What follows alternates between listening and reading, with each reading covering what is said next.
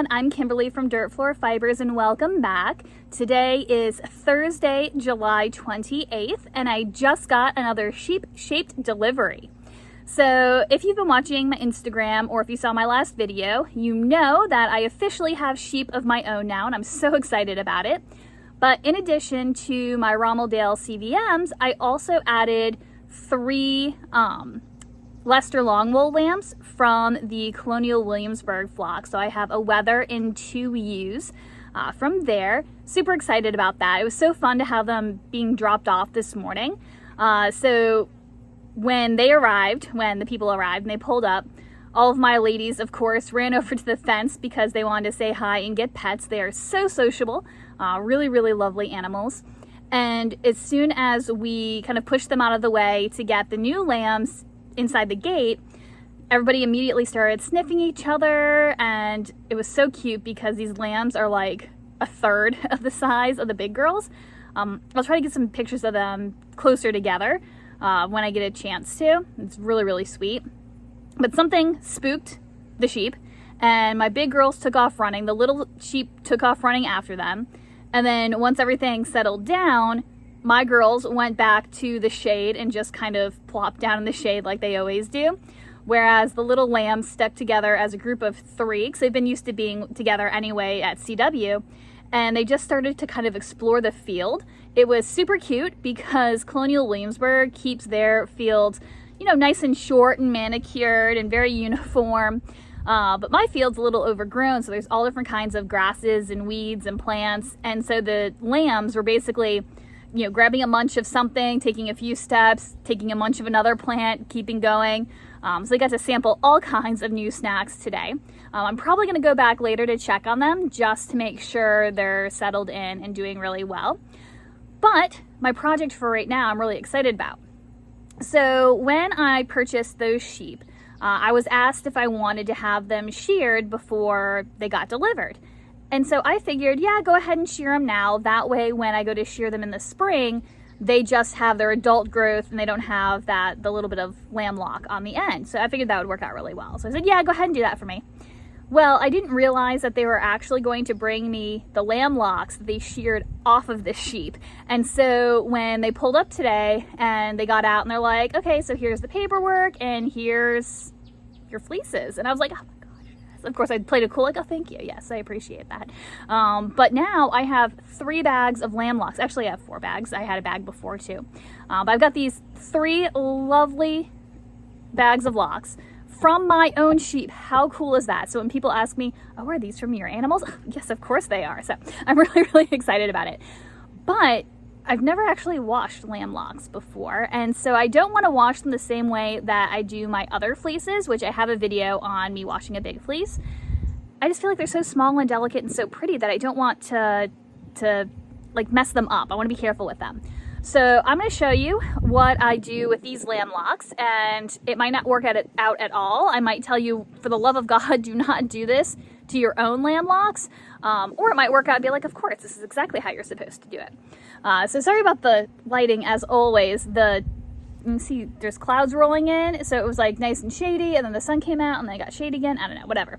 But let me go ahead and turn you around and show you the locks that I received. Alrighty, so these are my 3 bags of fleece. They kept them separate so I could tell the difference between them. So my first bag here is from my wether, and he is the oldest of the bunch. And you can see, I actually pulled out some other locks, but look how long these guys are already. So I'll put them in my hand. There you go. So they're a good, I don't know, I'd have to measure like 3 inches at least, maybe 4 inches. Nice and curly, look at that. A light crimp to it because they're a long wool. And I was actually originally thinking I was going to wash his locks last, figuring that his would be the longest and the nicest. I can't remember if I said this is my wether, but this is my wether. But then I saw the other locks, and I might do his first, just because his aren't quite as exciting as the others. So that's the first set. Then my next oldest lamb number 7, I think. This is her fleece. Now these haven't really been skirted, like the obvious stuff has been pulled out of it. But when you have lamb locks, that first shearing, it doesn't really come off in a fleece. They're just like little curls. So it's kind of hard to like really skirt it. But hers, look how curly those guys are. I mean, even like, you see the tips of them have these little teeny tiny, oh my gosh, never focuses when I want to. Come on. Get it down here. You'll be able to kind of see it. Look how curly the ends of those are. And so hers aren't quite as long as the Weather. I'm gonna pick them back up again. All right, so those are hers. Look how pretty those are, and they are super silky and soft. So those look like.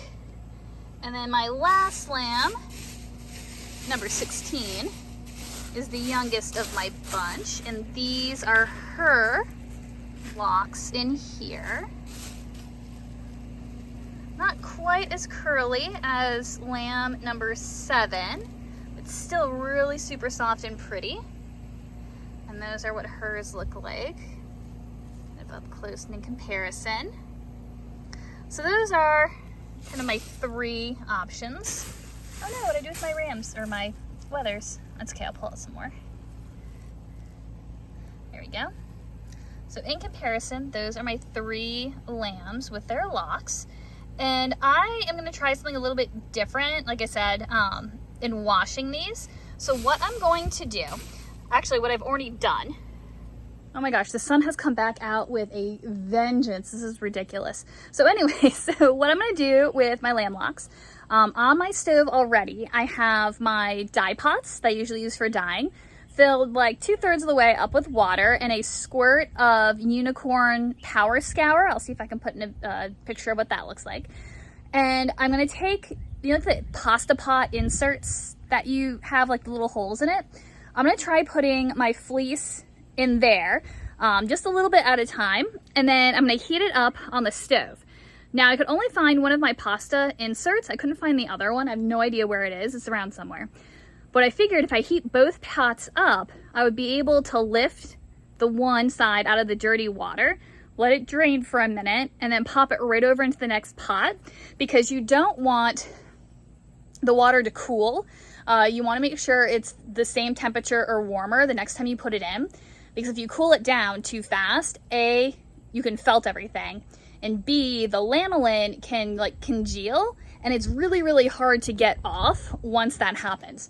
So having the 2 pots on the stove, I figure will help, even though that's a little bit of an accident.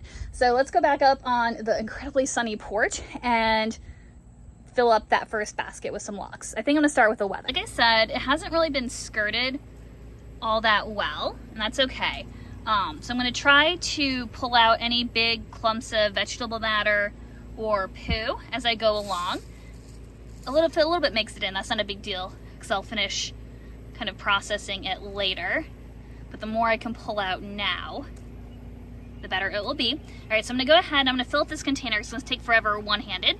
And I'll show you what it looks like. So in the 3 minutes it took me to fill up this pot, my phone totally overheated. But that's okay, I let it cool down for a little bit and went and checked on my water on the stove. It's steaming, but not boiling, so it's all ready to go. So you can see, I just kind of laid my locks in here neatly. If I really wanted to be careful and make sure that all the locks ended up facing the same direction and really kept their form, I could have used like a tulle netting sort of deal, and something that would be at least heat resistant enough to not disintegrate on the stove or melt or anything, which they usually shouldn't. But I could have put it in the synthetic net and kind of made little bundles of locks. I'm not really concerned about that for this first go around. I'm just kind of curious to see what this will turn out looking like. So they're just in the pasta insert like this, and we'll go inside and put it on the stove. All right, so I did turn down the heat because I don't want this to boil. I'm gonna take my tongs and kind of push everything down into the water very gently. And just as a reminder, because I can't remember if I said this, this is the pot that I use for dyeing. These are tongs I just use for dyeing. It's all stainless steel. You don't want to do this with something that you're going to, you don't want to use a food container for any of this. Sheep are kind of gross. Gosh, it's thundering outside. These sheep don't really have a ton of chemicals on them. Again, they're just babies and they haven't had to be treated for anything. But they do get all kinds of poo and stuff on them out in the field. And if you're getting a fleece from somewhere else, you never know if that farmer used chemicals of various types for, getting rid of lice or anything like that. So you always want to do this in something that's dedicated just to fiber preparation. So I'm going to go ahead and let this sit here and simmer, make sure it doesn't boil. I think I'm going to set the timer for 15 minutes and see what that does. I shouldn't need any longer than that, but we'll check on it then. All right, so 15 minutes has passed.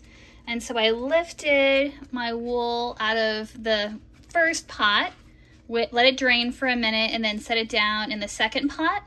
Now, normally the second wash for me wouldn't have soap in it again, but I didn't do a pre-soak, and I had accidentally already added soap to the pot before I realized I only had one spaghetti strainer, pasta strainer, whatever. But you can see how dirty that water was. So let me get a better look at it here. And so that is straight off the sheep. So I'm gonna go ahead and let that cool a little bit, dump that out, wash my measuring cup. Again, only used for fiber purposes, not for food. And then we'll see what the other water looks like after 15 minutes of heating on the stove. All right, so this was our second round of wash water. Much cleaner than the first round. And so I've gone ahead and switched pots again. This time I heated up just some plain water. So I'll do 1 or 2 rinses in just plain water, and then we will lay this out to dry. Sorry if you can hear Pippa running around in the background, but she's just super excited about life. But this was our third soak. So you can see it's even clearer. So I think 1 more and we will be finished. So again, I did 2 with soap, and now I'll do 2 without soap, and then we'll let it cool down in the pot. And when it's cool enough that I'm sure I won't felt it when I kind of pat it dry, we will set it out to dry. All right, here's our last rinse water. Not a huge difference between this one and the last. It's a little bit cloudy, but not bad. I don't think you can ever get it perfectly clear. At least I never have. And so what I've done is I've taken it out of this pot, put it back into this pot, but it's empty, and I'm making sure it's not on a hot burner. And I'm gonna let it just sit and kind of drip dry for a few minutes, and less drip dry and more cool off, and then I'll give it a squeeze in a towel. So here are my locks, all nice and dry. That actually didn't take that long, considering that it takes forever to dry anything in my house. But I let them just kind of sit in the sink and drain for a while, and then I put them in this smaller towel and just gave them a good squish, and then laid them out in kind of a flat layer to dry. So I was hoping these guys were gonna keep their lock structure a little bit better. They're so super soft that you can see that even though I was careful, like some of the locks stayed together, but also a lot of them just kind of, they're so soft they like disintegrated. So I don't think I'm gonna sell these like as locks, but I'm gonna definitely like process them up a little bit and spin with them because they are like super, super soft and pretty.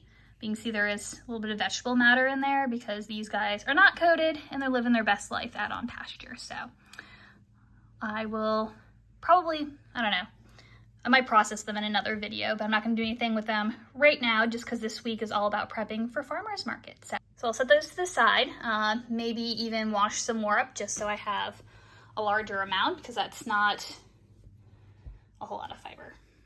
Yeah. All right, so that's that for that experiment. Hey guys, so today is Saturday. A little bit of update in the dyeing world. So if you saw my Instagram yesterday, day before, I can't remember, You saw that I was playing with some new colors. I still have a lot of solid colors left that I dyed before that I keep putting out at markets, but my variegated colors are the ones that go the fastest, which means I'm kind of running low on those. So I thought I would try out a few new colors. And so this is one. I wanted to play with fall colors a little bit. And so it has a kind of a gold yellow base that I layered on an orange. And then I had some burgundy that went in there. And then ended it with some green speckles, just trying to get kind of a fall leaf transition sort of look. Jury's still out. I think I'll have to knit up a sample to decide if I really like it or not.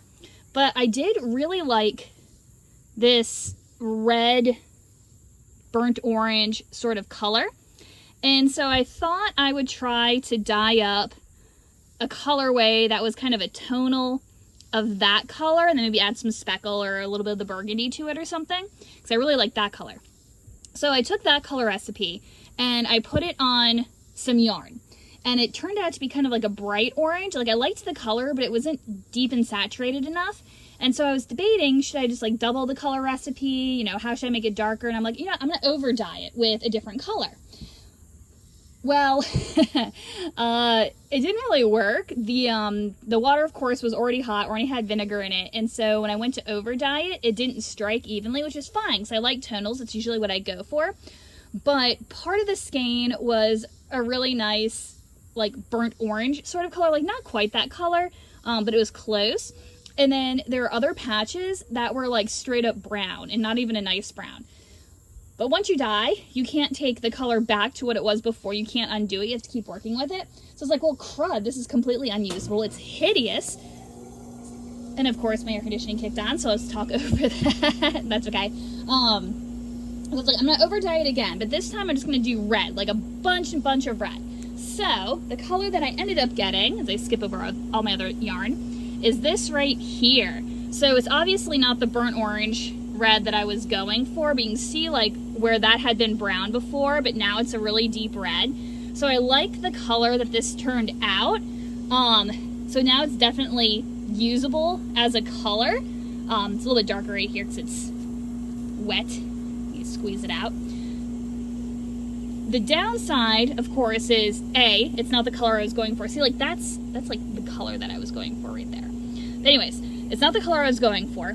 And because it was a result of an accident, I don't think I can replicate it. So this might have to be one of my happenstance colorways, which just means that it's a one-of-a-kind, either because the base is not something I use full-time, or it's because I can't figure out how in the world I made that color. So this might be just a one-off with a couple of skeins. But yeah, so that was an epic fail. We'll have to try it again.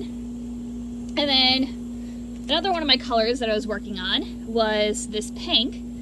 I did a new color for Roving, which I'm calling Lawn Flamingo. It's actually like this hideously bright Barbie pink, but it's actually also really cool at the same time, so I really like it. So I wanted to do a yarn that was similar, but not quite so flamingo-y. So I went with kind of a paler pink base all over, and kind of a tonal pink. And then I added some other colors of reds and purples to speckle on top of it. So you can see it's not, there's just little pops of colors. It's not all throughout, mixed in with the other pinks. And I really do like the way this came out. I do like the shades and the colors of it. You can see there's some that are a little bit more red or a little more pink. But the jury's still kind of out. I don't use pink yarn a whole lot. So again, I might have to knit up a sample to decide if I really like it or not, or maybe put it out at the farmer's market and see what people think.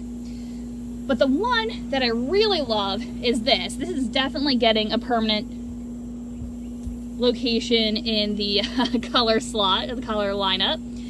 This I'm calling Starry Night, so it reminds me of the Van Gogh painting.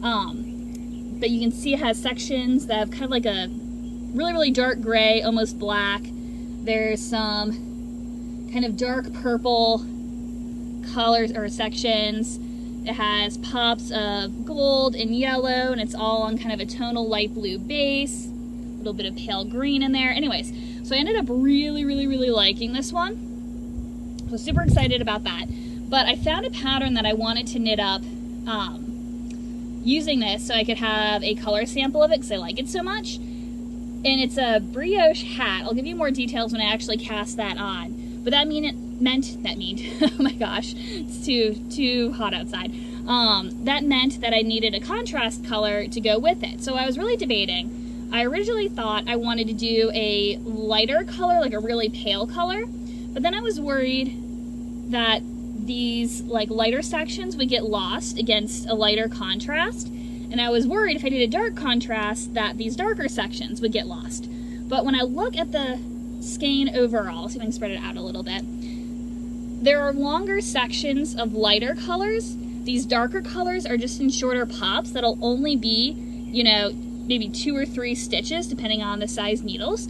So I decided to go darker, and it took a little bit of playing, but I got this color here, which is like a darker kind of smoky purple, and I really like this color combination. I don't know if I can get them both in the camera next to each other in a way that makes sense. Let me try that again.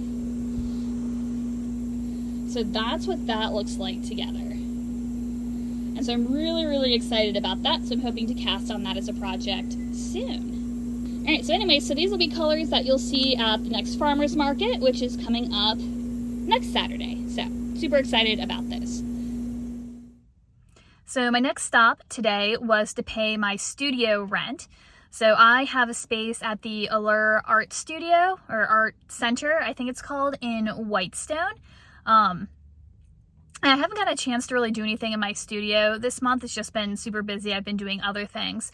But I do have it. So if anyone's interested in classes, whether that's spinning or knitting or whatever, I do have a space. It's a little empty. I'll bring some chairs. It'll be fine.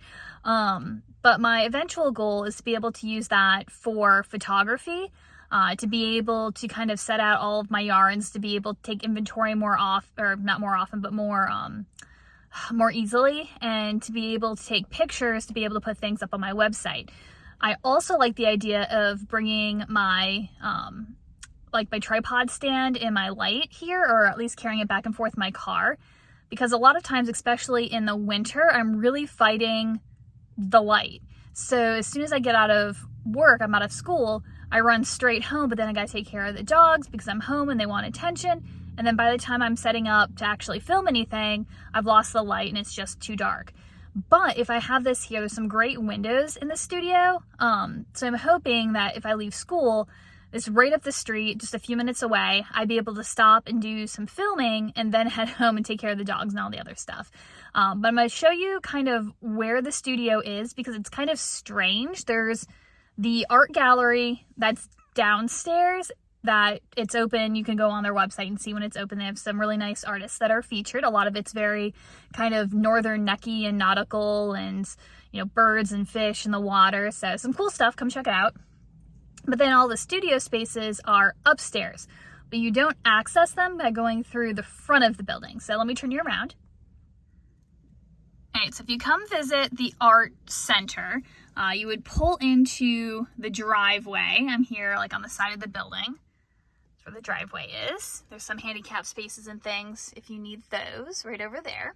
Now, normally you would go up on this porch up over here on the side, and you would go around the front of the building. That's how you would get into the regular art center. But this side door over here is what leads up to the art studios, which are all upstairs on the 2nd and 3rd floor. That door is normally kept locked, so I don't really have regular shopping hours. But if you do make an appointment to come, or we have a class or whatever, just give me a text when you're here and I can come down and unlock and let you in, or I'll leave it unlocked for when I'm expecting you. But that's how you get into the studio. So thought I would show you that. Right, it's about 2:20 and I've just made it to check on my sheep. See if I can do this one-handed. Apparently not. I figured I would start with my ewe lamb and ram first. So if you've been following the adventure, hang on, get this locked first. Set you down for a minute. enjoy the view of the road. There you go. So if you've been following along, you know my ram's been under the weather and I've been dosing him, well, with their water, with Corid for the last few days. Look how great the field looks. When I came by yesterday, the woman who owns the field had her tractor out and she came out and mowed for me, which is awesome because it was getting pretty long and I was getting all bit up every time I came out here from the bugs. But anyways, so yesterday when I came out, both the ewe lamb and the ram were out here in the field grazing, which was super exciting. 'Cause even though it was midday and still pretty warm, he was actually out of the shed of his own volition. Now the tricky part, having just 2 sheep in this pasture, you gotta find them when you get out here. All right, there's a few hidey holes they like to go in.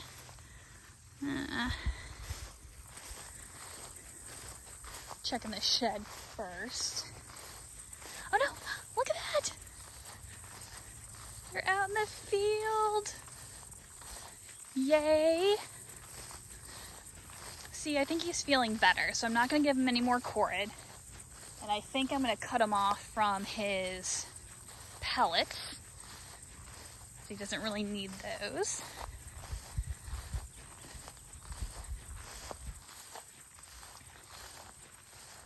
Look at Patches. See if I can zoom in on her a little bit.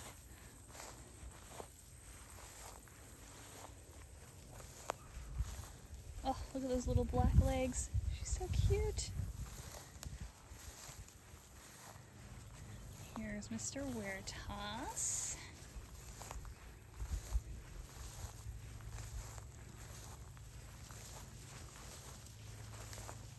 Kind of want to tug his coat down a little bit. My clips seem to be working. Stop moving.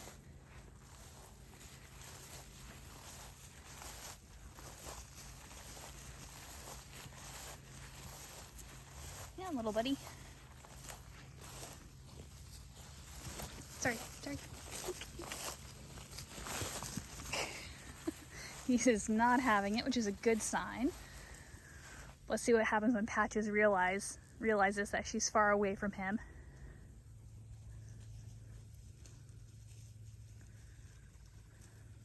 Oh, is she gonna come say hi? Oh yeah, I was really excited because that would have been the first time she actually walked up to me, but no.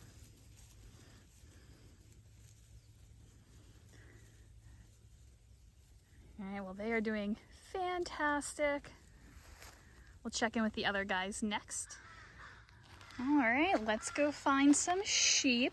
I was a little worried when I first pulled in. I didn't see anybody, but little heads started popping up as soon as I parked. These are my little Leicester long wools. There you go. They were starting to get curious yesterday when the other ladies were coming up to me, but I didn't get a chance to actually pet or feed any of them. See if anybody will take a cookie. You'll take a cookie. Oh my goodness, yes. A graham cracker. Yes.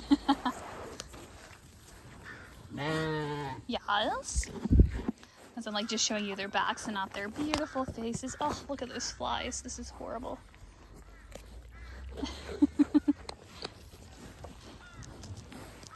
Oh, there's. It's always so funny too because they always come over and they like try to pee on me. All right, you can have that one. It's like they want to come over and get pets, but like they're not sure yet. Pisces, do you want a cookie?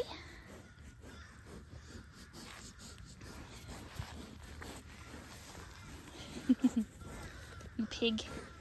You pig. That's Denise. Getting pretty good at telling the difference between them at this point. That's Tierney. Hi. Hi. At my feet, I think is Yulia. I can't see your face. Yes, it's Yulia. Oh my goodness.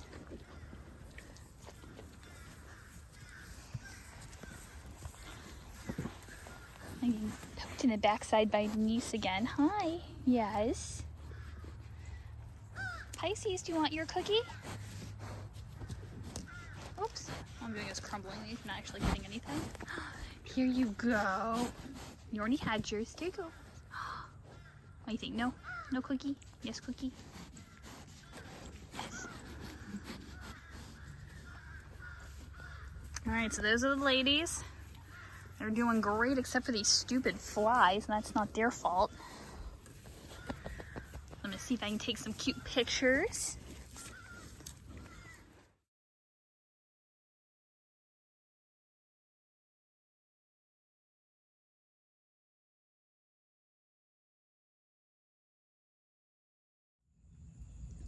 All right, so today is still Saturday.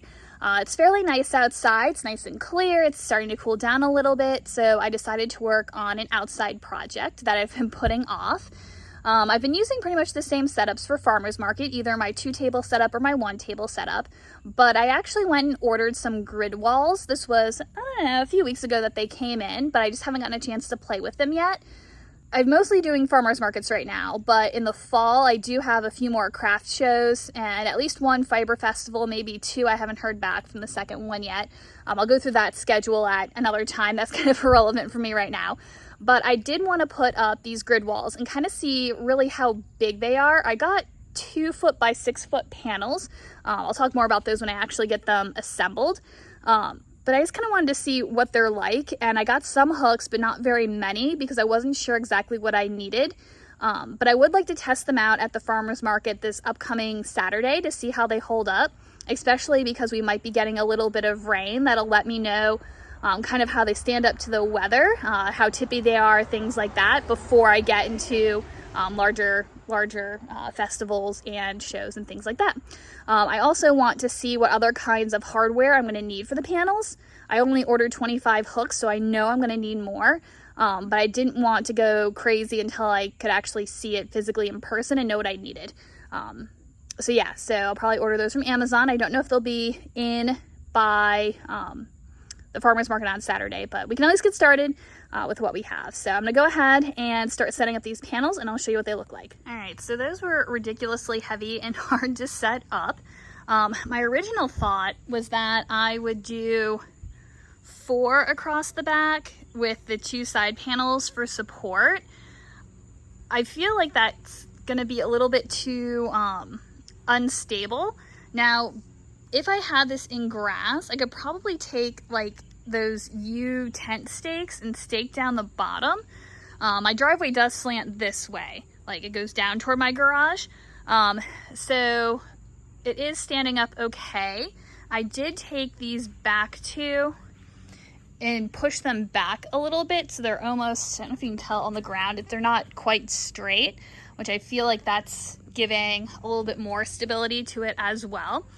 I also kind of thought I'd be able to fold all of the panels and stick them in my car just in one big piece and then unfold it when I got where I was going.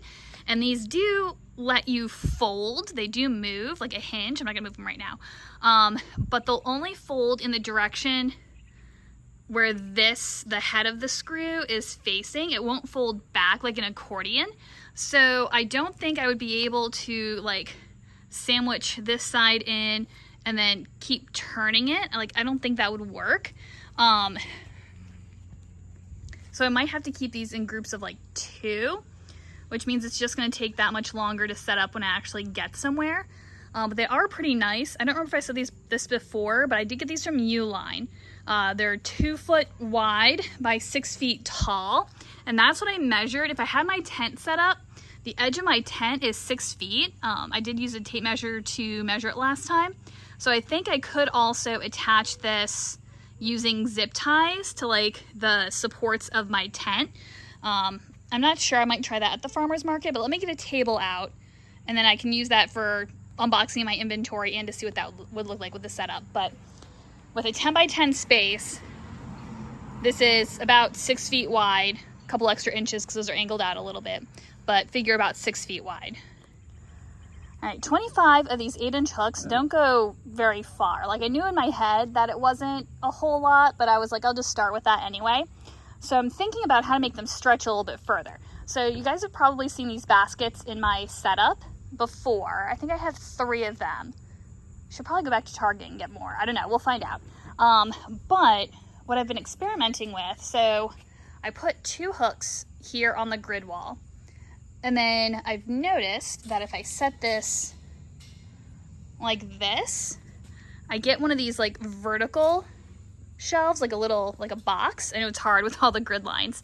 And it's pretty stable as is, but I could also just run a little zip tie like around here, and that would make it even better. I can also, this one's a little more precarious, but setting it straight down like this, like it holds almost by itself. It's a little bit tippy, but again, I think if I were to zip tie back here, see if I push on it now, like it doesn't go anywhere. So I think I could stretch this by adding baskets like this. They do make actual baskets that go on grid walls though. I can also hang it like that. Again, I would probably stabilize with the little zip tie, but it is possible to do it that way as well. So I don't know. Okay, I'm gonna keep working. All right, so my next step in the process was to pull everything out. My original intention was to just dump it all on this 6-foot table right here, but there just wasn't enough room to lay everything out. And since everything got rained on last time, even though I dried it out, it was nice to have another opportunity for them to kind of breathe a little bit before taking everything to the next market. So essentially that's all my stuff. I'll walk through it all a little bit more in a second, but I wanted to get it all laid out. And I took my 8-foot table out of the car, so I'd have that as well. But normally at a market, I would either have just the 8-foot or just the 6-foot, which I kind of like the 6-foot setup. So I put it like this. So that way when somebody's shopping, right, you go right from the table to the edge. That way it's not like recessed or anything. So I kind of like that. So that makes this setup about 8 feet from the corner of the table to the corner over here. And so that still gives a couple of feet to either push it back underneath the tent or have a little storage behind here. I've been thinking about, so my hand's like out of focus, thinking about finding a way to put like a little curtain or fabric behind these. So that way you're not seeing through to the other side, and it makes a little bit more of a solid wall, but I haven't figured that out yet, so I'm not worried about it. But it would provide more areas for storage since you wouldn't be able to see it back there. So what I have left kind of for this market season, I do have a few more things inside as well, including the yarn that I showed you that I was dyeing up earlier. But I do have some pre-made items left. I have a couple of headbands, some scrunchies, ice cream, pint koozies, dish scrubbies, things like that. These were new at the last market that we got rained out at, but little freeze pop sleeves. I am thinking about moving away from doing these. It's nice to have a little something pre-made at the markets, but they haven't been as popular as the yarn has been. And I think a lot of people, when they walk by, they see yarn and think I just have yarn, and so they miss these things and don't come in to look if they're not like a knitter or a crocheter or something. So I might start moving away from doing some of these things. Another thing that I'm kind of like looking at or thinking about are my tags. So my tags have gone through several different versions. Let's see if I can find some different ones. Let's see if I can find one of the original ones. Okay, so originally, let's go back in the shade over here. Get a few options. One of those. There we go. All right, so originally, here we go. Nice and shady and cool. I had gotten some of these business cards done from Vistaprint. I thought those were super cute. I liked those. And then on the back, I was just writing up all of the information. But part of the problem, you can even see here as you get some rub off, they stand up to moisture pretty well. You can see even though we got soaked last week, it's not warped too badly. Like it's still okay as a tag. And that writing on the back held up pretty well too, but sometimes these would smudge. And it's a pain to handwrite everything. And as you can see, my handwriting's not super great as it is. And so I wasn't real sold on these. And I was like, don't know if I like the way that looks. So then I started making some at home when I got my new printer. And this is like a fold over tag, so it was long and narrow. And I punched a hole in the corner, folded it in half, and then tied it with a little gingham ribbon. And I thought these were super cute. But the problem, you can see here, is really hard to cut them so that they folded evenly. It just took forever to do that. I could never make them perfect. But they are kind of hardy. Again, even though these have gotten wet, they're not really warped. It's printed on both sides, which is really nice. My gingham ribbon did shed a little bit more than I would like. You can especially see it on some of my darker skeins or ones that I use the full ribbon. You can see all those little white flecks. Those are from little pieces coming off the ribbon. So those were okay. Black and white, a little bit hardier, all printed. But again, it wasn't quite what I was going for. So then I tried doing this. So I have kind of a generic card on the top, and I used the like a business card setting, so they'd be a little bit more even than my other ones. And then a second card has all of the information. So I could print out a bunch of these and have a stack of them and then just add the card that was specific to that skein. And I also use something similar for my other items. So this is one of my woven shawls, which I still want to do things like this because I think it shows off the yarn really well. And they're a little bit high, a little bit more expensive.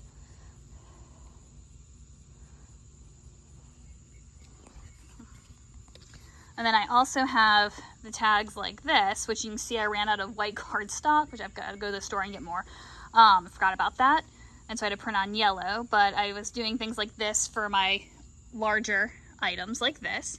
Now, even though I said that I kind of want to move away from like these ready-made things, I do want to keep doing the ready-made items that are out of my own yarn, just because I think they make a really good sample, even if they don't sell. And if they do sell, that's even better. But so I have the tags like that. And then of course I have like all of these tags. But you can see because they're printed on cardstock, they get really warped. Even if they don't get wet, like wet, just being out in the damp, they start to not look so great. And the minute they get like actually rained on, you can see that they start to kind of melt and smudge. So I'm not really happy with those either. So I think I'm gonna try ordering kind of more like rectangular tags like this from Vistaprint, maybe with like my sheet pictures on them, so really cute. And then getting some stickers, like printable stickers, and then that way I can print like this information on a sticker, like on a label, and then just put the label on the back of the tag. I don't know. That's my thought right there for that. But anyways, so what I have are my pre-made items that I already showed you. And then I have all of my hand spun. So this is the hand spun that I have right now. Those aren't hand spun, put those back. And again, I'm always working on more. So I've got some more upstairs that needs to be plied and washed. I don't know if they'll be ready for this Saturday, but they're up there ready to go. Then I've got some dyed roving. And again, I've got 3 more braids of this inside that I just finished. I might do a little bit more before Saturday. Again, it depends on what will dry. I have 100% merino. Oop. Oh my gosh, putting back my other stuff. No!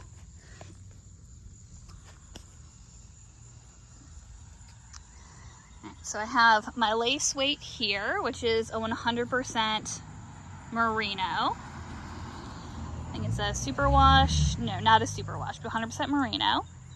880 yards to 100 grams. So that's all of my lace weight in here. Then I have my merino hemp blend. See what that looks like. It's a sport weight, 2-ply. I love 2-ply yarn. And I love the hemp. It's kind of hard to see in this lighting, but the hemp takes up the dye differently than the merino, and so you end up with like these little speckles of different colors, and so it looks like it's heathered, so I really like that. So that's all of my merino hemp that I have left. I have my perfect pairings, which I'm still debating if I want to pull them apart and do the Surrey alpaca separate from the slub yarn. I haven't decided on that yet. You can see those tags. And so I have a few of those, and I've got, I think, 2 more inside that I dyed up. Going down in stock on some of my older bases that I had discontinued, though I found a few more inside, so those will probably go up at this next market. Then I've got my BFL, sorry, it's getting a little bit washed out. The sun is setting in not the direction that I was anticipating. So this is my Bfl Sock Yarn. My supplier of that discontinued, well, actually they shut down completely. They're not selling yarn bases right now. So I haven't been able to get more of this, although I have found a new fingering weight base that I would like for my sock yarns. I just haven't gotten a chance to order it yet. So that'll be probably not coming out until, let's see, August, September, so maybe September or October. I'll have a new sock base. Then I have my Merino and alpaca blend, which is this. Another 2-ply yarn. So I have some of that. And then I have a bulky. Here's the tag for my bulky.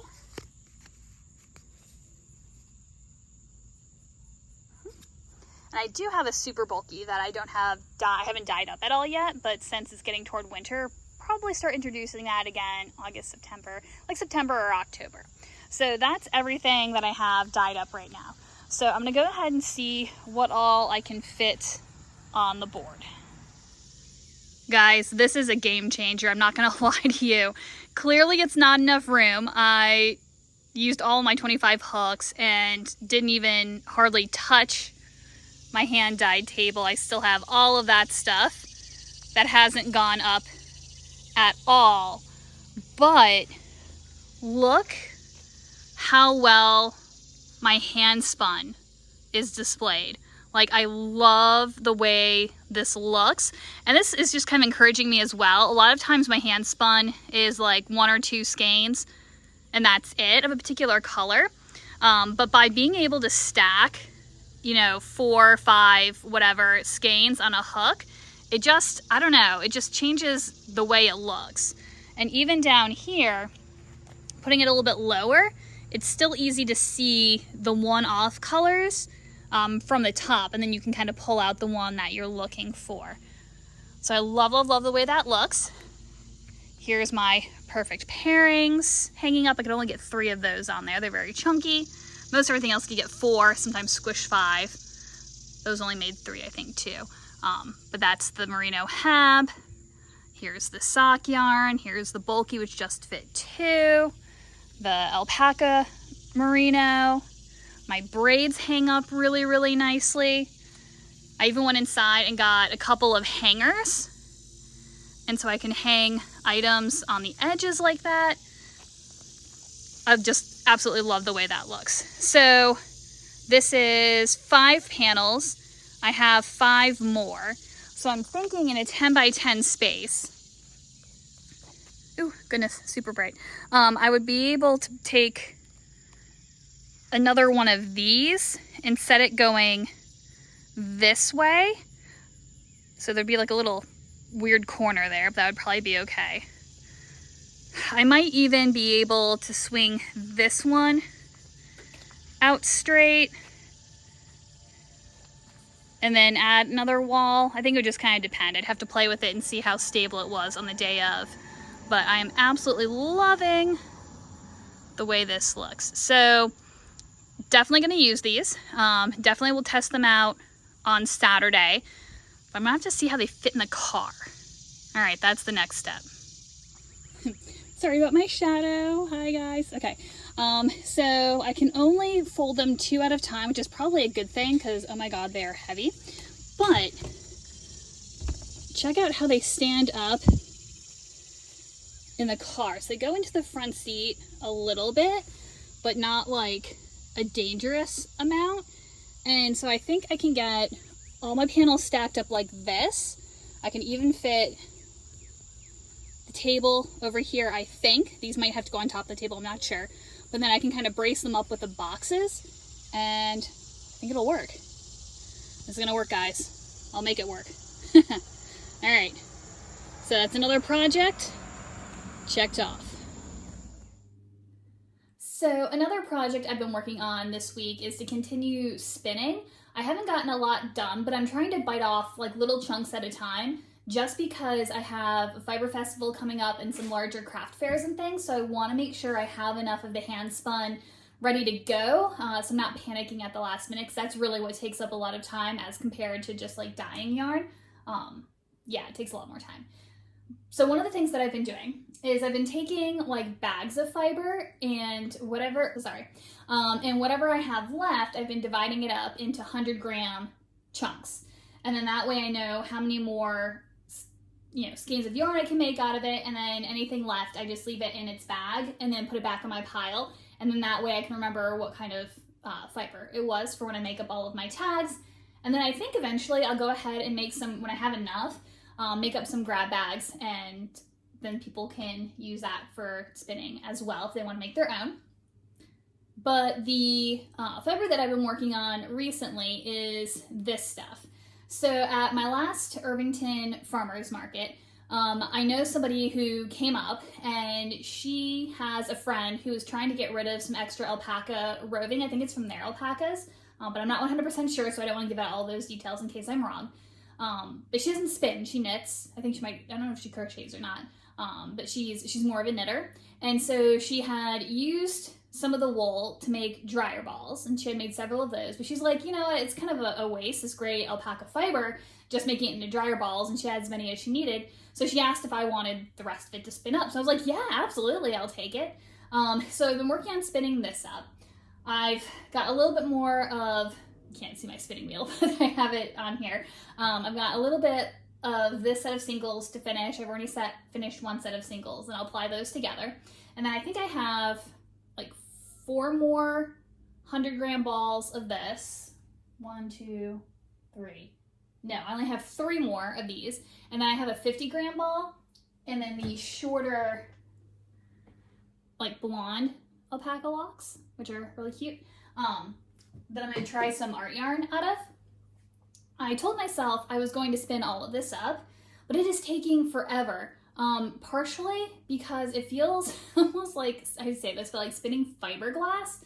Now the roving itself is really nice and soft and pretty, and I love it. And the yarn that I'm making out of it is nice, but it's something about the way like the little hairs are. I don't know if you can see on here, but like as I'm spinning it, like they're just like roughing up my fingers, and it's very uncomfortable. And it does have a little bit of vegetable matter in it, like not a ton, but enough that I keep having to stop and like pick out the little pieces. So like there's a little piece, like I don't even know if you can see that. See it like right there, right there.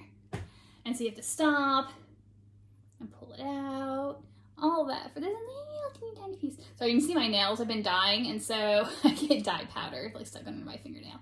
How gross is that? Anyway, and so it's taking absolutely forever. So I told myself I would make it through one more skein, like the skein that I'm working on right now. And then I would set this to the side for a little bit, and then do some softer yarn. But it's gonna be great when it's finished. It's just, this is taking absolutely forever. It also wants to spin really thin. I was trying to do a slightly like chunkier, fuzzier yarn, but it wants to go thin. I don't know why. So I'm gonna finish that up as well and see if I can get some plying done today. Today's Sunday, if I didn't say that already. So yeah. All right, I'm gonna keep going on this. So I just realized that I never actually filmed an ending to my vlog, so enjoy some footage of me spinning up that alpaca fiber. I think I'm going to end the vlog here for this go around since it's pretty long already, but next week is all about market prep, so check back in with me later and you'll see what I got accomplished for the market on Saturday and see how that went. So thanks for joining me. Make sure you hit subscribe, check me out on Instagram, and I'll talk to you later.